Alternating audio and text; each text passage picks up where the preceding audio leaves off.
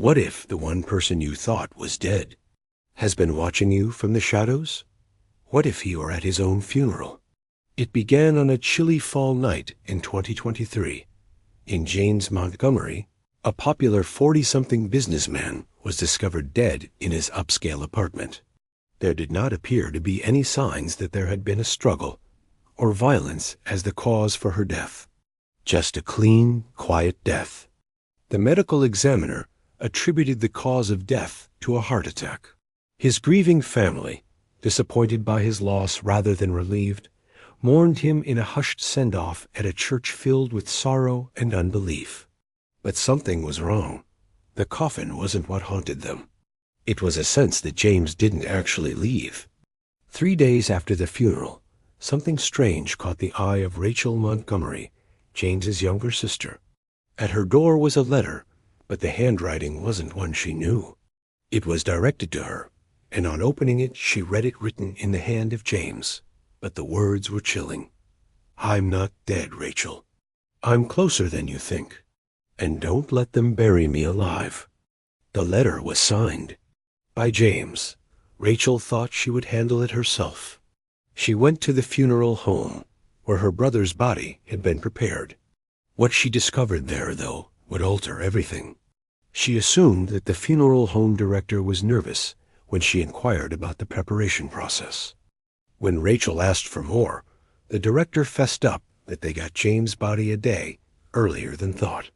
But there was something even odder. The corpse was also abnormally cold to the touch, colder than a body ought to be, even after lying in 2 souvenir refrigerated vaults. Rachel traced her to a seedy part of the city, a run-down small apartment in an ancient building.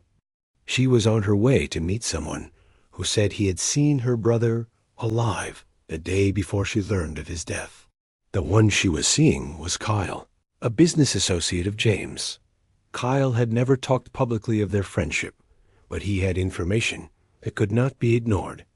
"I saw James the night before he died," Kyle admitted. Except he didn't seem like the same man. His eyes were different. He was panicked, terrified. He informed me that someone was lurking to corner him. He said they'd kill him if he didn't stage his own death.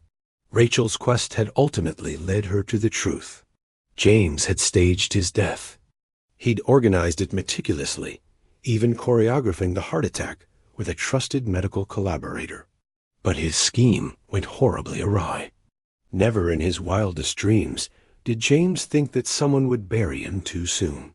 He ultimately ended up being buried alive in a coffin, while family and friends mourned him, all without knowing he was actually alive.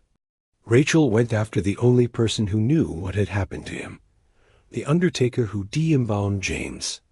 Inquiring if he were being charged with a further murder, the undertaker admitted James had reached his premises alive, but deeply unconscious and heavily medicated. The drugs were designed to keep him immobile until they could schedule his resurrection and subsequent escape. But the sedative cocktail was overwhelming. It was too late, as James never woke back up. He was buried there, still breathing, still struggling to live, under 6 feet of dirt. Rachel's persistence eventually resulted in the exhumation of James' body. But when his body was removed, his face would never again be the same. He'd clawed at the inside of his coffin and left behind desperate scrawls in a vain attempt to escape. His family would never have the closure they had needed, and Rachel was left with one chilling question. Had James ever really broken free? And weeks later, one last message came through Rachel's door. It was in James' handwriting. "They'll come for me soon. You'll never find me again. But when they do, don't be shocked. And I'm already dead anyway." Rachel still questioned. Did James actually pass away on that day? Or was there something more evil at work? Rachel now lies awake all night, repeatedly going over the evening in her head, trying to find some clue that James survived before it was too late. And as much as she may never find resolution, there is one thing London knows for certain. James' death wasn't what it seemed. The mystery remains unsolved. What do you think? Had James ever truly escaped, or had he been buried twice? Who is actually responsible for his faux death? So did James escape, or was he doomed to be buried alive? The case remains a mystery. What do you think happened to him?